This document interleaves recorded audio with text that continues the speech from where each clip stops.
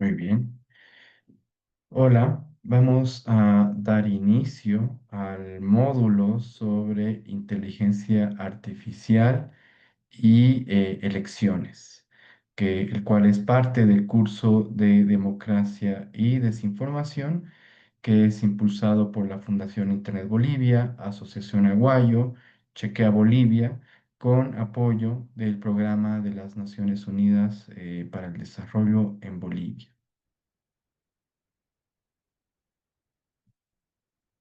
Bueno, este es un curso introductorio, va a ser un curso corto en el cual vamos a ver varios temas relacionados a cómo están impactando las inteligencias artificiales en las elecciones, sobre todo tomando en cuenta el contexto que estamos viviendo hoy en día en Bolivia.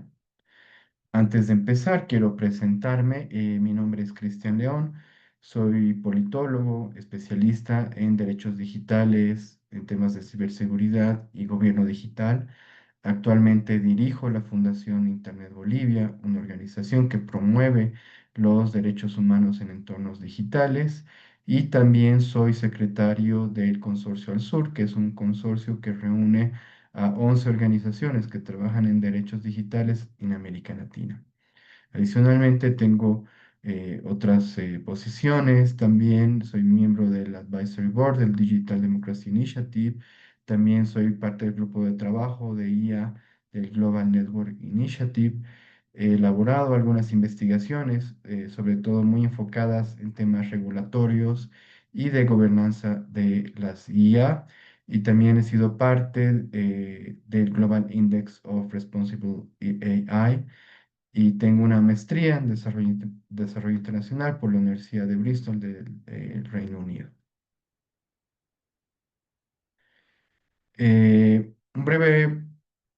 Una breve introducción a qué vamos a ver a lo largo de este curso. Bueno, van a ser cuatro temas. El primero es una introducción a qué son las tecnologías de IA, tomando en cuenta que mucho se habla de las tecnologías de IA. Algunas son ciertas, otras no tan ciertas, y hay que poner más en contexto sobre lo que pueden y no pueden estas tecnologías. En un segundo momento vamos a ver el rol que tienen las IA en las elecciones, muy enfocado al contexto actual boliviano. En un tercer momento vamos a abordar la gobernanza y regulación de las IA, es decir, ¿se pueden realmente regular las IA? ¿Para qué funcionan las leyes sobre IA? Y finalmente vamos a hacer un poco de futurismo, ¿no? ¿Hacia dónde vamos con las IA, tomando en cuenta que son tecnologías que están cambiando muchas cosas actualmente? Entonces, una introducción a las tecnologías de IA. Son muchas tecnologías las tecnologías de IA, no estamos hablando de un solo tipo de tecnología. De hecho, su conceptualización es un poco difícil, ¿no? Es un poco escurridiza porque muchas cosas podrían entrar como IAs, ¿no? Pero para simplificar, diremos que son sistemas que buscan realizar tareas que normalmente requieren inteligencia humana a partir del razonamiento, el aprendizaje, la percepción o la toma de decisiones, ¿no? En realidad, cuando hablamos de inteligencias artificiales, podríamos resumirlas como aquellas emulaciones que buscan ser como la inteligencia humana, ¿no? Son sistemas informáticos que buscan de alguna manera emular el pensamiento humano, ¿no?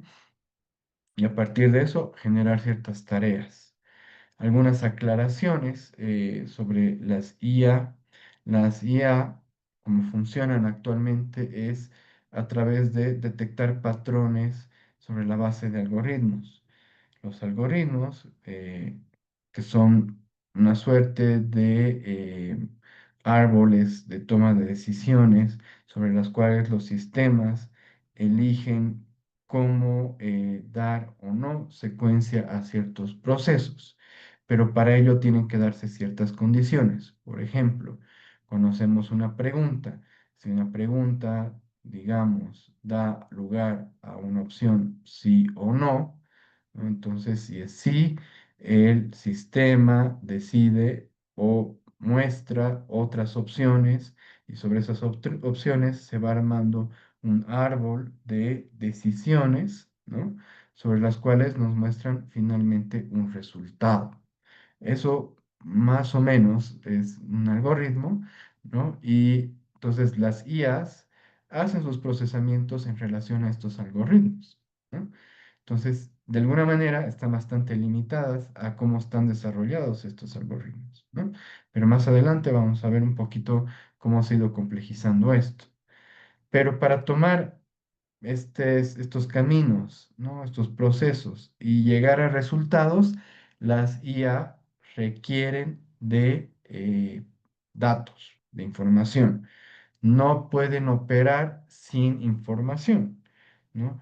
Porque si no tienen información, no tienen los datos para estos procesos, pues no van a poder completar cada paso en esa secuencia de procesos, ¿no? Entonces, tomando en cuenta que las IA siguen estos patrones todavía, podemos decir que no son aún autoconscientes ni generan un pensamiento propio, sino que están limitadas a cómo se van dando estos procesos, ¿no? Lo cual implica que todavía no han llegado a niveles de autonomía ni capacidad creativa propia, ¿no? Y aquí un caso que se dio hace algunos meses atrás, que fue bastante conocido, es cuando les pedían a los modelos de generativos de IA que reproduzcan imágenes sobre la base de un estilo particular. Este caso fue el estudio Ghibli, ¿no? Este estudio de anime japonés muy conocido, que tiene un estilo muy particular y muy bello, ¿no? Entonces se le pedía al modelo generativo de IA que reproduzca las imágenes en función de ese estilo, ¿no? Pero aquí entramos entonces a analizar de que ese estilo ya fue creado, ¿no? Por la creatividad humana, ¿no? Que por supuesto, si uno va mucho más atrás, pues puede entender que viene de toda una inspiración de una larga, ¿no? Historia de anime japonés, ¿no? Pero entonces no es que la IA creó un estilo artístico propio, sino que replicó algo que ya existía, ¿no? Y sobre eso lo mejoró o creó nuevas imágenes. Pero todavía no es que la IA ha creado nuevos estilos artísticos, ¿no? No es que ha creado nuevos paradigmas científicos. No es que ha creado nuevos epístemes de conocimiento, sino que está trabajando sobre lo que ya existe para quizás mejorarlo o hacerlo más rápido, ¿no?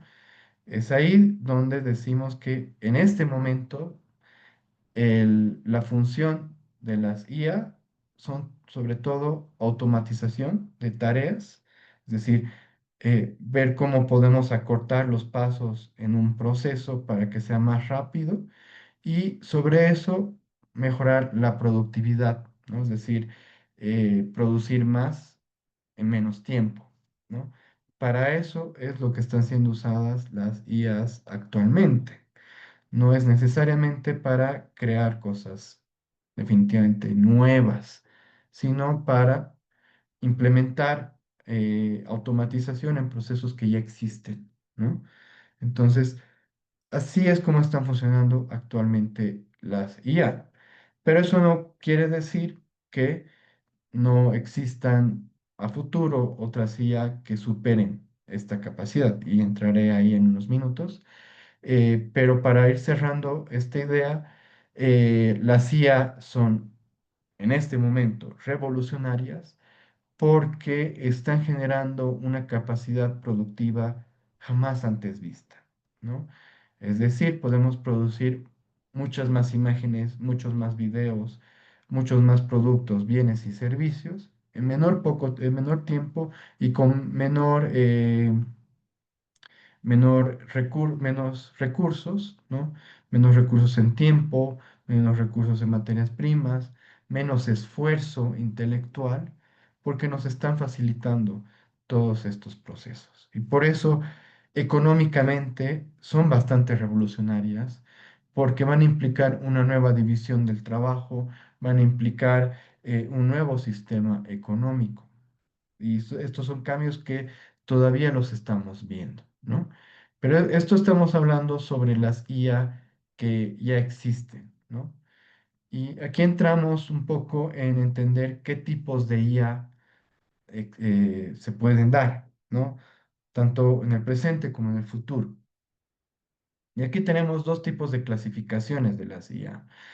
Tenemos una clasificación en relación a las capacidades de las IA y otra en relación a qué técnicas de procesamiento utiliza. Entonces, en relación a las capacidades de la CIA, vamos a hablar de tres estadios, ¿no? Tres etapas de la CIA, lo cual no quiere decir que no haya más. En este momento, hablar de la CIA es todavía hablar desde una perspectiva de a lo que se está entendiendo aún, ¿no? Y que puede cambiar bastante en futuros años, incluso meses. Entonces, con respecto a las capacidades, hablamos primero de una IA estrecha, le llaman IA narrow en inglés, porque es todavía bastante limitada en lo que puede hacer. Y esta IA se refiere sobre todo a tareas específicas, el control de sistemas, el control de sistemas informáticos, ¿no? Control de maquinaria, el control de fábricas, etcétera. Y aquí tenemos como ejemplos los asistentes de voz que muchos de nosotros tenemos en nuestras casas o incluso ya los tenemos en nuestros celulares, ¿no? Está Siri, está Alexa, están varios otros que ustedes deben conocer, los cuales responden a ciertos comandos que les damos, ¿no? Y nos dan información o ya se han generado también los agentes ya, que son... que son sistemas que ya pueden hacer tareas más complejas, ¿no? Es decir, podemos programar y programar, ya no digo ni siquiera programar con código o lenguaje de computación, lo digo más con comandos de voz o comandos de lenguaje, ¿no?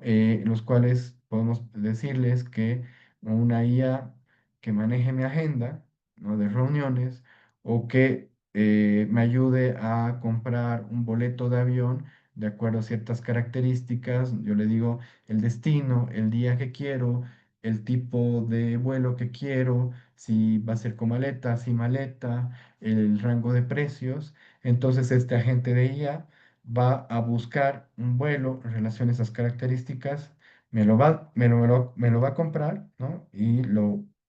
O sea, yo lo voy a tener ya en mi billetera sin que yo haya hecho más esfuerzo que darle estas instrucciones, ¿no? Y estos agentes de IA pueden pueden ser utilizados para diferentes fines. Imaginemos para buscar información, para crear investigaciones, ¿no? Para todo tipo de cosas. Son asistentes, son agentes que nos ayudan en este tipo de tareas a través del procesamiento de ciertos comandos, que son ciertos comandos inteligibles, ¿no? Que son, por ejemplo, el lenguaje, ¿no? Entonces, la IA tiene que entender nuestro lenguaje para poder llevar adelante esos procesos. Luego tenemos ya un avance más que es la IA generativa, que ya realiza ciertas tareas de tipo cognitivo, razona y propone en relación a esa información que tiene. Es decir, no solamente sigue procesos o tareas específicas, sino que ya puede entender un contexto y a partir de ese contexto generar nuevas cosas, ¿no? Producir nuevas cosas desde documentos, videos, imágenes, lo que se nos ocurra, ¿no? Y aquí ya entran, por ejemplo, el ChatGPT, Midjourney, eh, Leonardo y muchas otras que existen actualmente, ¿no? Y estas en particular se caracterizan porque a partir de un prompt, ¿no? Que es en realidad un contexto que a uno le da a la inteligencia artificial, pues este modelo ya puede generar un resultado mucho más complejo, ¿no? Entonces, eh, un ejemplo, le puedo decir a la IA, necesito dar una clase para este curso sobre elecciones en Bolivia, en el cual voy a hablar sobre inteligencia artificial. Y necesito dar los tipos de IA, los usos, ejemplos, riesgos, etcétera. Y la IA me puede armar un programa de curso, ¿no? Siguiendo estos requerimientos que yo le he dado, este contexto que yo le he dado. Y mientras más información yo le dé, ¿no? Va a ser un mejor proceso. Entonces, normalmente quienes hemos interactuado ya con ChatGPT y ya es muchas las personas que lo han debido hacer, ya se dan cuenta que no es una cosa de un paso, decirle, yo necesito que me produzcas una imagen con estas características, que esté contextualizado a Bolivia, ¿no? Sino que se requiere, como se hace con una persona igual, ¿no? Entonces le dices, mira, yo necesito que tú me produzcas esto, ya sea esta imagen, ¿no? Pero para que lo produzcas bien, te doy este contexto, ¿no?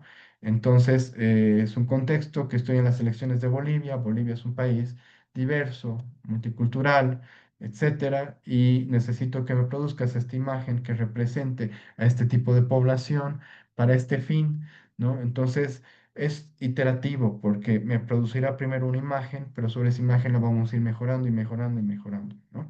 Y se da un aprendizaje ahí. Entonces, pero es una IA mucho más inteligente, diríamos, porque razona, ¿no? Y luego viene ya un estadio que todavía no hemos llegado y que probablemente lleguemos en pocos años, que se habla de una IA superinteligente, que es, en este momento es completamente teórica, porque se supone que será superior al humano. ¿Cómo puede ser superior al humano? No solamente en la capacidad de razonamiento o la celeridad, porque de alguna manera muchos modelos de IA ya son mucho más veloces que nosotros en nuestro procesamiento, pero la IA en este momento sigue limitada por los esquemas que tenemos en el pensamiento humano, ¿no? Porque finalmente nuestro pensamiento está limitado por la epísteme en la cual estamos, o el paradigma de conocimiento, o la metodología de cómo procesamos cierta información, ¿no? Es decir, lo que quiero decir es la educación que nos dan en los colegios ya de alguna manera es limitante con respecto a lo que nosotros como humanos podemos pensar, podemos producir, ¿no? Porque ya está metodológicamente delimitado hasta cuánto podemos llegar. Por supuesto, hay genios o genias que rompen esos esquemas y que hacen cosas nuevas y luego nos salen con teorías de la relatividad o nos salen con, no sé, cohetes espaciales, ¿no? Pero en gran medida estamos limitados por esa estructura, y lo mismo sucede con la IA, que están limitados por las estructuras que les estamos dando. Pero mientras más se complejiza la capacidad de procesamiento, las IA van evolucionando y van en algún momento a romper estos esquemas sobre los cuales les estamos permitiendo funcionar. Y ahí vamos a tener una IA súper inteligente que lo va a entender todo. Y el momento que lo entienda todo, y básicamente ahí habremos dado el primer paso, bueno, ni siquiera es el primer paso porque ya le hemos dado muchos pasos, pero habremos dado un paso más hacia nuestra extinción como una raza con inteligencia superior. ¿Por qué? Porque va a haber algo que nos reemplace con otro esquema que probablemente resuelva mejor las cosas que lo que nosotros lo hemos hecho como especie, ¿no? Y ahí será otra especie, y en la evolución sabemos que cuando eso pasa, pues cuando una especie supera a la otra, eso implica la desaparición de la anterior, ¿no? Entonces, pero actualmente hay una carrera de las potencias, de las empresas, ¿no? Por crear esta IA superinteligente. Entonces, con el momento que se cree, muchas cosas van a cambiar, ¿no? Pero por el momento es hipotética. Bueno, esos son los tipos de IA en relación a sus capacidades. Y luego tenemos los tipos de IA en relación a las técnicas de procesamiento, ¿no? Y aquí tenemos básicamente tres tipos de procesamiento. La primera, que es la más básica, que es la IA basada en reglas y algoritmos, que es bastante lineal porque se cumple una condición, ¿no? Y avanza hacia la siguiente, y avanza hacia la siguiente, y avanza hacia la siguiente. Entonces, es una IA que funciona en relación a una capacidad limitada de cumplir ciertas condiciones o ciertas tareas, ¿no? Eh, Ciertas reglas. Luego está la IA más avanzada que ya aprende, ¿no? Tiene un aprendizaje automático que se denomina Machine Learning, en la cual en tanto aprendió de algo, entonces ya puede desarrollar algo un poco más complejo, ¿no? Entonces ya sabe la IA, digamos, que, voy a dar un ejemplo muy fácil, en la vida diaria, digamos, una IA en un refrigerador que aprende que un alimento se conserva mejor a cierta temperatura, entonces, sobre la base de ese aprendizaje, pues entenderá que es mejor tener el refrigerador a cierta, esa temperatura, ¿no? Pero eso surge a partir de un aprendizaje, ¿no? En una fase anterior, ¿no? La IA simplemente diría que está programada para tener un alimento a cierto, a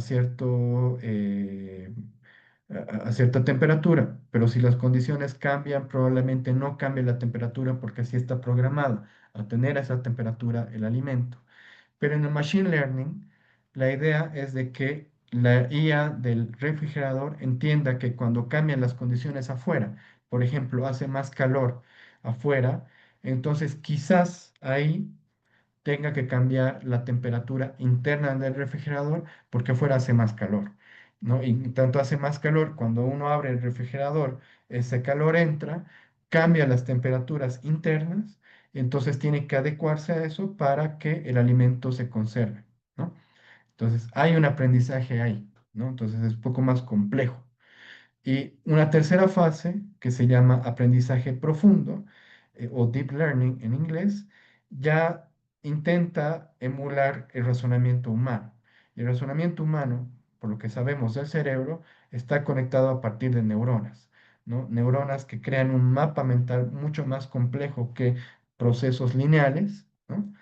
O aprendizajes segmentados, sino que ya es un todo, un sistema que aprende de diferentes lugares, razona, procesa y crea algo más complejo, ¿no? Entonces, el deep learning es lo más similar a un cerebro humano. Y entonces, y es por capas, no es solamente un proceso lineal, no es solamente algo segmentado, sino que son diferentes capas de procesamiento. Y el problema es que cuando se hacen tantas capas, como podemos imaginar, de procesos mentales para lograr un pensamiento o un resultado, entonces se convierte mucho más complejo. Y la idea de este mapa mental tan complejo y algo que se escuda muchas empresas con respecto a poder regular cómo se han dado estos resultados, es de que te dicen es que ya hay tantas capas y tantos procesos que se han dado que son difíciles de rastrear, ¿no? O trazar cómo se ha dado esa, ese resultado. Entonces, esa es la complejidad del cerebro humano y esa es la complejidad que están teniendo hoy en día las IAs. Muy bien, pero ¿cómo se utilizan estas IAs en campañas electorales? Vamos a hablar de aspectos positivos y de aspectos también negativos o de riesgos. Muy bien, con respecto al uso potencial positivo de las IAs en las campañas electorales, pues podemos hablar de al menos tres y la verdad es que tres es poco. En realidad se pueden dar muchos usos positivos, tantos como se nos puede ocurrir o como la propia IA pueda pensar. Voy a dar solo tres ejemplos entonces. Las tres que se me ocurren es, por ejemplo, el uso de chatbots, es decir, de estos bots para responder mensajes que existen en el WhatsApp, en Facebook, en otras plataformas, para informar a los votantes, ¿no? O para informar a los tomadores de decisión. Pensemos, un ejemplo que tal partido político o tal candidato necesita saber en relación a la reglamentación electoral que existe, si puede publicar una imagen utilizando, no sé, niños. ¿Cuál es la reglamentación que existe con publicar imágenes con niños? ¿No? Sabemos que hay que tener cuidado con respecto a la publicación de imágenes de niños porque son una población vulnerable. Entonces, lo que puede hacer, digamos, se podría hacer con inteligencia artificial es de que la inteligencia artificial, modelo, conozca toda la reglamentación existente y la jurisprudencia que existe con respecto a las elecciones. Entonces uno le pregunta, ¿puedo publicar imágenes que utilicen esta población vulnerable? Y él puede responder, sí, puedes, tomando en cuenta estas consideraciones de que no aparezcan en primer plano, de que tengan consentimiento informado, de que, no sé, no aparezcan en una situación que los exponga, X razones, ¿no? Entonces, la idea es de que te facilite acceder a esa información en vez de que tú como persona tengas que ir, buscar dónde está la reglamentación, leerte todas las leyes, todos los artículos, entender, razonar, qué se refiere, interpretar que se refieren los artículos, ¿no? Que la IA te lo responda de una manera más fácil, ¿no? O por ejemplo, para los primeros votantes, yo no sé dónde votar o no sé qué tengo que hacer para votar o qué llevar el primer día que voy a votar, que le puedas preguntar a la IA qué debería hacer, quiero votar. Bueno, tú estás en tal circunscripción o en tal zona, tienes que votar en tal escuela o tal recinto electoral, tienes que llevar tu carnet, tienes que tomar en cuenta que las mesas se abren en tal horario, etcétera, ¿no? Entonces, un chatbot podría facilitar mucho este acceso a información para la gente que requiere entender el contexto electoral, ¿no? Un segundo caso de uso podría ser en encuestas, ¿no? O en tendencias. Por ejemplo, un candidato quiere saber qué tan bien le va a ir en tal recinto electoral, o en tal circunscripción, tomando en cuenta resultados electorales anteriores o, y también las encuestas, ¿no? Que existen desde, no sé, que tome en cuenta los últimos 20 años, cómo les ha ido a los candidatos de tal tipo de ideología política. Entonces, la IA puede analizar, puede crear rápidamente un modelo tomando en cuenta X características, factores, etcétera, y decirte, bueno, de acuerdo a estas características y este contexto, esta historia de votación en tal circunscripción, tú tienes X probabilidad de que salgas electo, ¿no? Porque cumples tales características o no las cumples, ¿no? Y lo mismo se puede hacer con, por ejemplo, percepción electoral en redes sociales, ¿no? Que una IA analice las redes sociales, lo que es público, ojo, porque lo privado obviamente que no, pero lo que es público y te diga, bueno, de acuerdo a estas características, a lo que opina la gente en relación a estas ideas que tú tienes en tal barrio, te va a ir mejor o te va a ir peor, ¿no? Entonces, puede ser utilizada para predicción. Y otro caso puede ser para transparencia de datos y resultados electorales. Sabemos que en Bolivia el 2019 fue un año crítico debido a la poca credibilidad que se dio a los resultados de conteo rápido, del sistema de conteo rápido o el TREP, ¿no? ¿Y por qué se dio esto? Pues porque no hubo suficiente transparencia, no se sabía cómo funcionaba, hubo un corte, habían muchas papeletas o muchos registros que no coincidían, ¿no? Entonces, aquí lo que se puede hacer es utilizar la IA para mejorar esta transparencia. Por ejemplo, haciendo un análisis del padrón electoral, haciendo una detección de duplicados en las actas electorales, ¿no? Completando registros que parezcan incompletos o que no sean completamente legibles, ¿no? Porque como son llenados a mano, siempre hay errores, ¿no? Entonces, utilizarse la IA para mejorar esta transparencia y evitar que haya tanta duda o que tengan que venir ingenieros a leer las bases de datos de Excel y decirnos que hubo o no fraude, ¿no? Entonces, la IA podría facilitarnos esa legitimidad electoral que necesitamos. Puede ayudarnos a resolver dilemas electorales sobre la base de jurisprudencia. Sabemos que en las últimas elecciones hubo problemas con respecto al registro de candidatos porque cumplían o no ciertos requerimientos. Pero a veces tomar esas decisiones puede ser un poco difícil y puede estar sujeta a subjetividades. ¿Qué podríamos hacer? Es entrenar una IA para que lea toda la jurisprudencia electoral existente desde los últimos 30 años y decirnos sobre la base de estos análisis, bueno, tal candidato o candidata cumple o no cumple con estos requerimientos, pero hay casos excepcionales donde se pudo haber contemplado que si bien no se cumplió estos requerimientos, se cumplió otros, ¿no? Entonces, quizás la toma de decisiones podría ser menos subjetiva y más objetiva, ¿no? Se puede utilizar IA para conteo rápido de votos, ¿no? Sabemos que el conteo rápido en Bolivia tarda bastante y eso genera más susceptibilidad. Con IAs podría acelerarse, ¿no? O la verificación de posibles falencias en las cadenas de custodia, ¿no? De la votación, etcétera. Hay una gran cantidad de casos de uso positivos que se podrían dar, ¿no?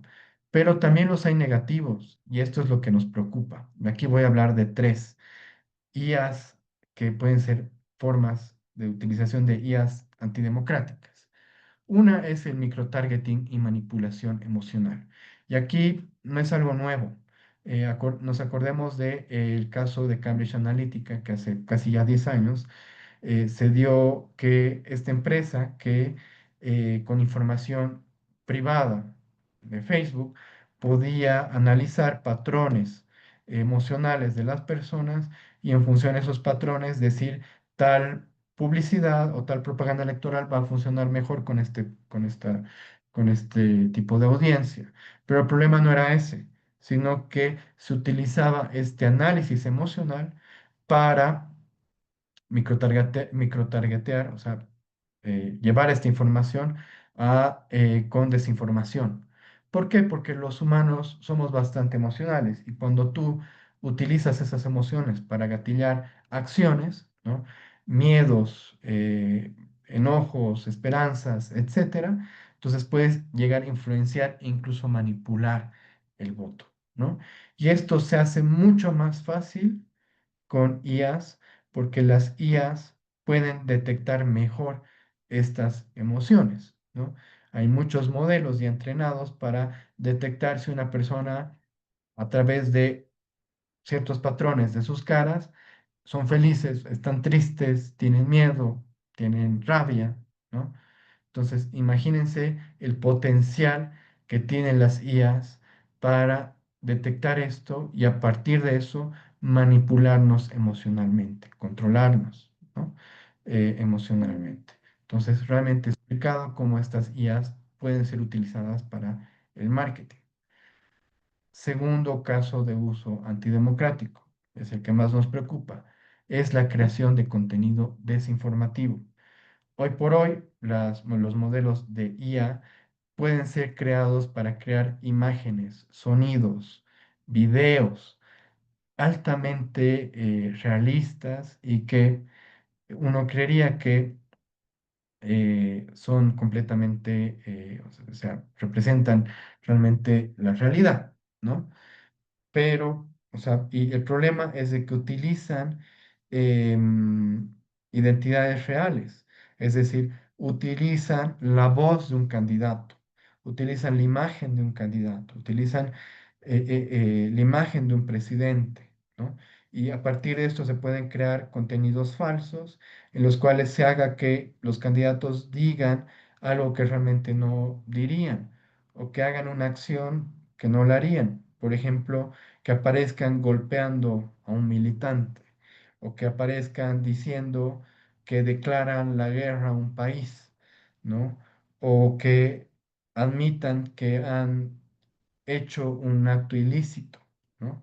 Entonces, esto es bastante complicado porque es difícil de detectar y mientras más realista el video, pues más complejo es, ¿no?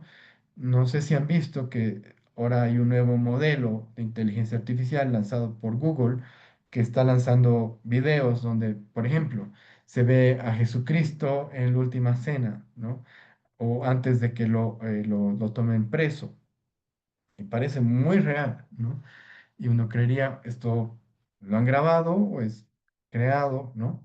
Pero esto se puede dar, por ejemplo, en un contexto de guerra. Hoy estamos a nivel geopolítico, estamos con mucha tensión en varios países. ¿Qué pasaría si surge un video de un ataque que nunca pasó? Y de hecho sí se dio, ¿no?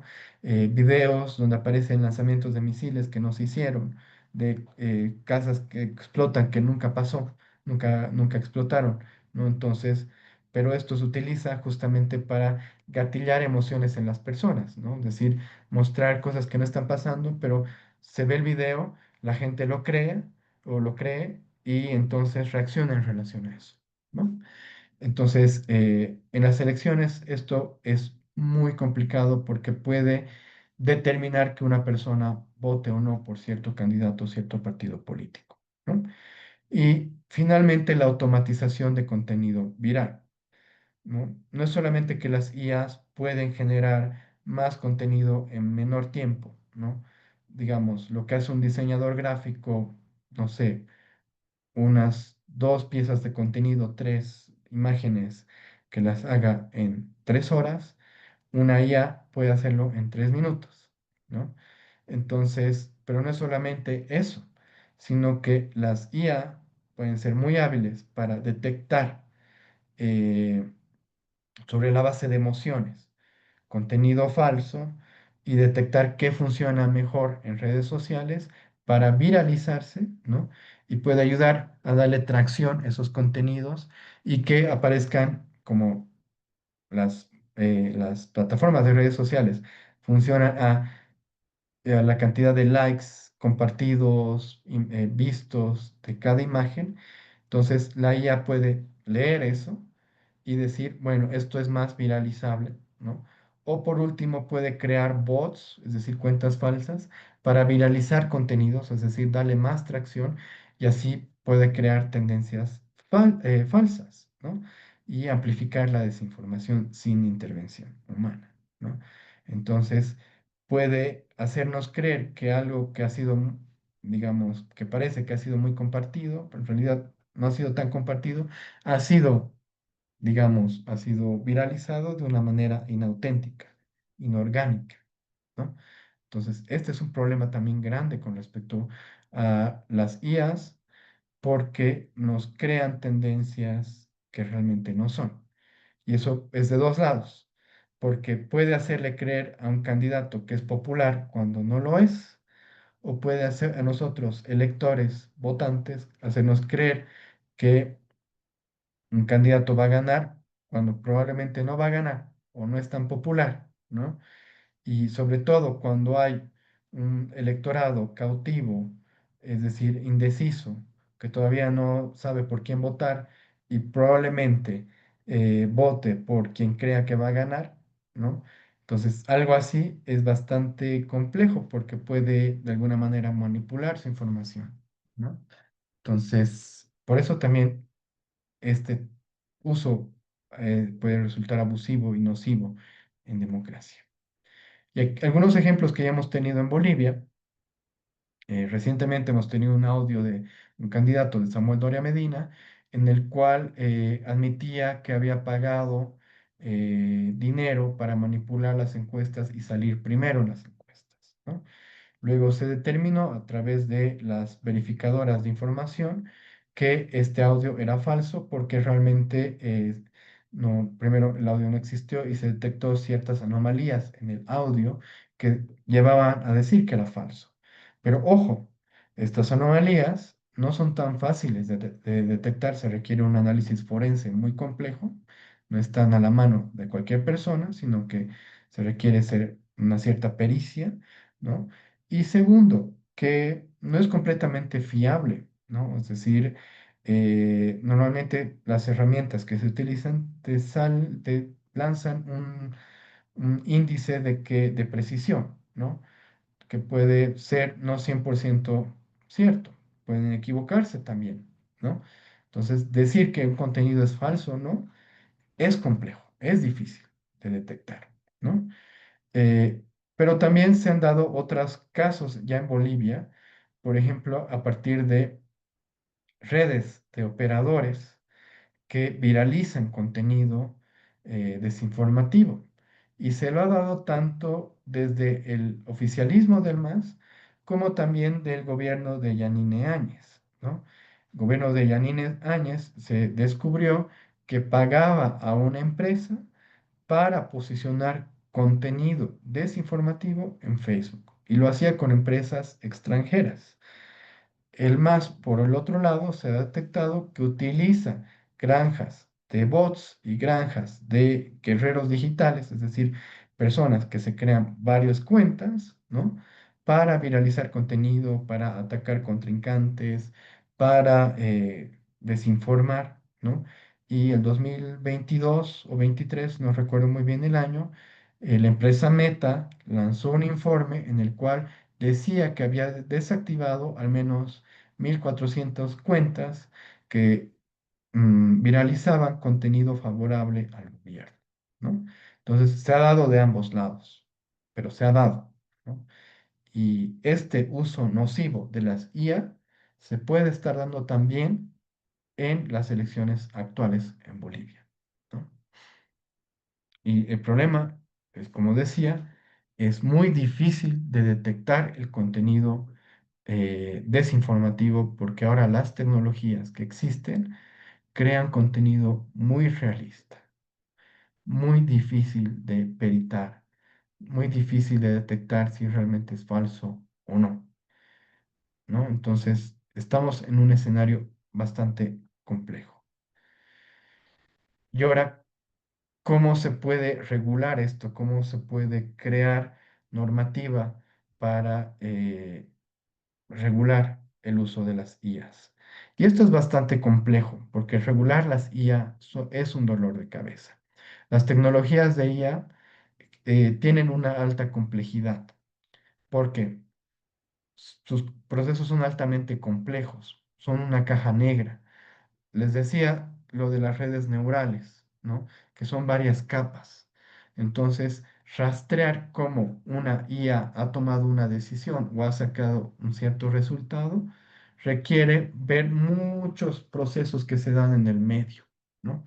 Y estos algoritmos normalmente, pues no son tan fáciles de auditar, ¿no?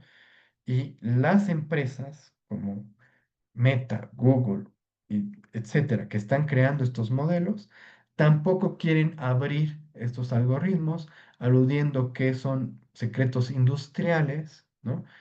Por lo cual hay muy poca transparencia con respecto a cómo se están dando estas decisiones, ¿no?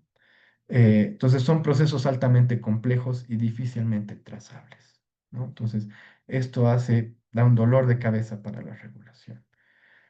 Tercero, es difícil asignar una responsabilidad legal sobre los procesos que hacen las IAs. Es responsabilidad de la empresa que creó la IA, es responsabilidad de la persona que utilizó la IA, es responsabilidad de la persona que programó la IA con ciertos algoritmos, es responsabilidad de la persona, perdón, o de la información que se le ha dado a la IA para analizar de quién es la responsabilidad, ¿no? Eso no quiere decir que nadie tiene responsabilidad, ¿no? Pero sí es difícil dar esta responsabilidad a alguien en específico, ¿no? Pero por supuesto, aquí las empresas que están creando estas herramientas, sí tienen un alto nivel de responsabilidad, por supuesto, ¿no? Pero sí es difícil determinar los grados de responsabilidad. Y otro problema con respecto a la regulación de las IA es que estas están dando saltos acelerados. En solo 3 años teníamos videos de IA que eran bastante feos, poco realistas. Y hoy por hoy tenemos videos ultra realistas que son difíciles de determinar si han sido creados por IA o no, ¿no? Entonces, en solo 3 años, imagínense que vamos a llegar en 5 años, ¿no? Los saltos que se están dando son muy acelerados y cada vez más complejos. Y a partir de eso se han dado varias tendencias regulatorias. Voy a hablar de 5, ¿no? Está la tendencia de la autorregulación. Empresas que dicen, yo me voy a autorregular, ¿no? Yo bajo mis propios criterios, mis propios marcos éticos, me voy a autorregular, ¿no? Pero esto no es lo más óptimo, porque obviamente las empresas van a buscar regularse poco, ¿no? Porque tienen intereses económicos. Luego están los enfoques tecnosolucionistas, que son leyes que han creado algunos países más para promover los usos de las IAs, porque creen que tienen ciertas soluciones, pero sin tomar en cuenta sus impactos negativos. Un ejemplo de eso es la regulación en Perú. Perú ha sido uno de los primeros gobiernos en regular las IAs, pero con una regulación completamente tecnosolucionista porque promueve el uso de las IAs, pero no toma en cuenta ninguno de sus problemas, ¿no? Una, un tercer enfoque es basado en principios éticos, ¿no? Es decir, principios morales de qué se puede y qué no se puede usar las IAs, tomando en cuenta los principios que tenemos en relación a conductas que son o no éticas, ¿no? Una cuarta tendencia es la basada en riesgos, que es la que se ha estandarizado más, que es normativa, que toma en cuenta los distintos problemas que pueden traer las IAs para las personas. Problemas con respecto a riesgos de salud, a riesgos de salud mental también, a problemas de pérdida de empleos, pérdidas de autodeterminación, el uso de IAs para ciberdelincuencia, uso de IAs para las guerras, en fin, ¿no? Hay muchos usos nocivos que se pueden dar, una clasificación enorme. Entonces, lo que se ha hecho es crear regulación, y aquí entra la regulación europea, el IA Act europeo, que toma en cuenta este análisis de riesgo, ¿no? Y sobre eso intenta decir qué IAs deberían estar prohibidas, cuáles deben ser eh, controladas, cuáles pueden ser creadas sin ningún tipo de control, etcétera, ¿no? Y finalmente está el enfoque regulatorio más, digamos, más fuerte, que es el basado en derechos humanos, que las IA no deberían poder vulnerar ningún derecho humano consagrado. Y esto debería ser así, pero obviamente para que eso funcione, pues es una regulación bastante más fuerte, ¿no? Entonces, si tienes empresas que no quieren ser autorreguladas, pero que no quieren ser reguladas, y tienes en el medio organismos internacionales que creen que solamente hay que regular sobre principios éticos, hay gobiernos que quieren regular sobre derechos humanos, es difícil en este gama de tipos de regulación llegar a algo que sea consensuado entre todos los actores que existen en la creación de las IAs. Entonces, aquí quienes regulan, pueden regular las empresas tecnológicas, pueden regular los organismos internacionales, por ejemplo, UNESCO, Naciones Unidas, la OCDE, entre otros, estos organismos, que en realidad, como no tienen ninguna capacidad para hacer que esta regulación se cumpla, lo que hacen es promover lineamientos de soft law, ¿no? Es decir, recomendaciones que son no vinculantes para los países, ¿no? Pero obviamente son solamente recomendaciones. Y finalmente están regulaciones más fuertes que sí pueden ser creadas por los estados, que sí están obligadas de cumplir los actores que crean las IAs, que utilizan las IAs y por supuesto que alimentan las IAs con información, ¿no? Entonces, estos enfoques dependen también de quién busca regular las IAs. Pero, como les decía, es muy difícil de regular las IAs por los cambios que implican las complejidades en sus procesos, em, y los, los constantes desafíos que dan día a día, ¿no? Y en temas electorales, pues se está haciendo muy complejo. Pero algo sí se podría regular en relación a cómo los partidos políticos podrían estar usando imágenes creadas por estas IAs, ¿no? En temas de desinformación también, ver si, por ejemplo, agentes informativos, medios de comunicación, periodistas, los propios partidos políticos comparten o no contenidos falsos, ¿no? Los ayudan a viralizar. Eso sí se podría regular en cierto modo, siempre teniendo en cuenta que cualquier regulación puede también afectar a la libertad de expresión. Entonces ahí se crea un trade-off, un dilema entre cuánto regular sin afectar la libertad de expresión. Entonces, hay que ser bastante ecuánimes, ¿no? Como no afectar uno ni otro. Y finalmente, ya para terminar, ¿cuáles son los dilemas futuros de las IAs? Y aquí voy a hablar de dos cosas. Primero, los desbalances de poder, porque algo que es bastante complejo con las IAs es que están creando un gran desbalance de poder, porque las IAs son tecnologías que están controladas por muy pocas empresas y muy pocos países, países que son superpoderosos, potencias, ¿no? Y empresas muy ricas que tienen la capacidad hoy por hoy de crear estas tecnologías, ¿no? Y en tanto tienen harto poder, lo están haciendo sin transparencia, sin rendición de cuentas, ¿no?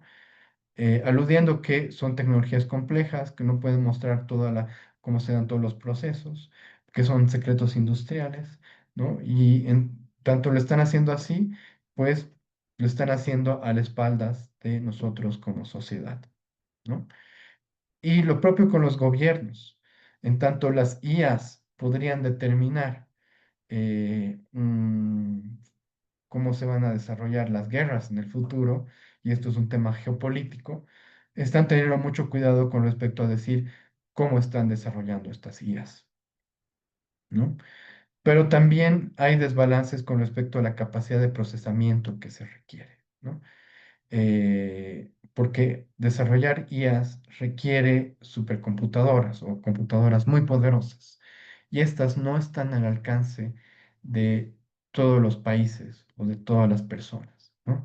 De hecho, hay muy pocas supercomputadoras en América Latina, creo que ninguna en Bolivia, ¿no? Entonces, si se requiere estas supercomputadoras para desarrollar IAs, podemos decir que como países del sur global vamos a tener pocas chances de generar estas tecnologías, ¿no? O tener la capacidad de cómputo necesaria para su funcionamiento, ¿no? Pero esto no solamente se refiere al desbalance con respecto a la parte del hardware, la computadora, ¿no?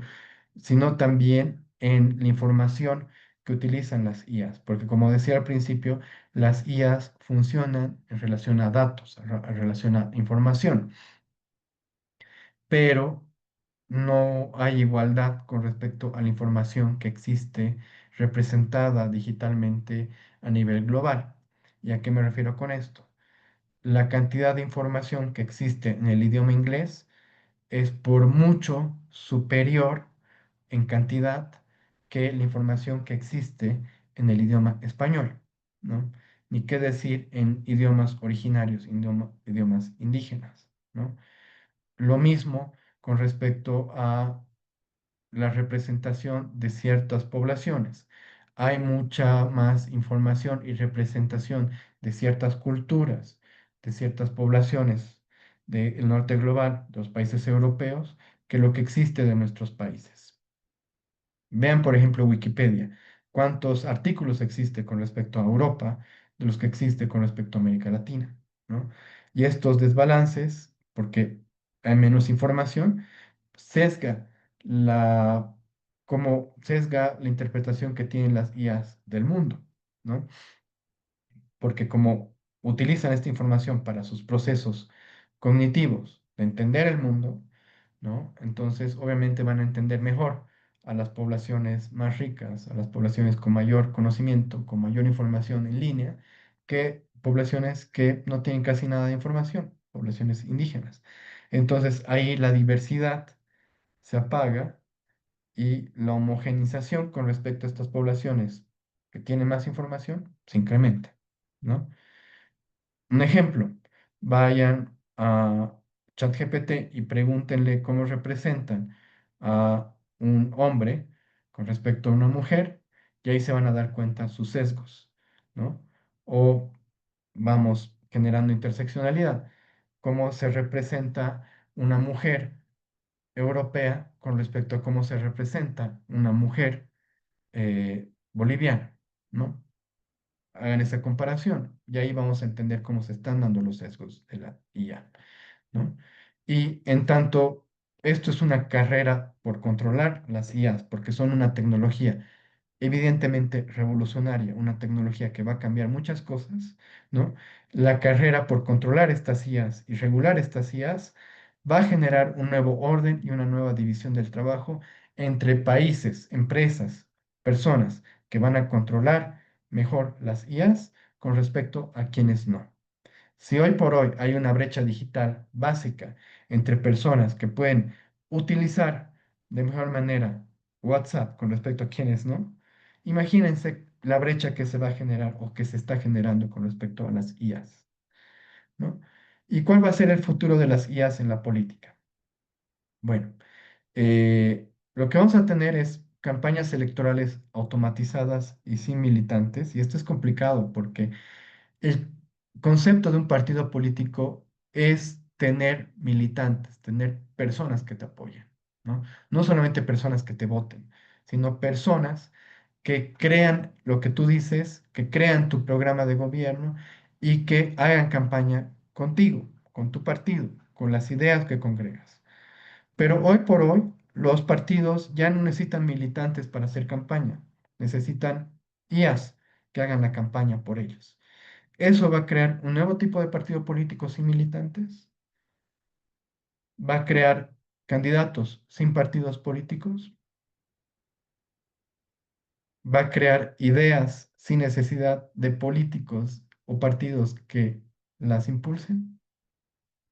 Segundo, algoritmos de alta precisión para predicción de resultados, ¿no? Hoy los partidos políticos se afianzan en los sondeos, en las encuestas que se hacen para detectar cómo les está yendo sus campañas. Hoy, con las IAs, ya ni siquiera las encuestas son necesarias, ¿no? Porque se pueden crear modelos que analicen información en redes sociales o analicen otro tipo de información para detectar si una idea está siendo aceptada o no. Entonces, esto cambia mucho el marketing electoral. Tercero, identidades sintéticas, ¿no?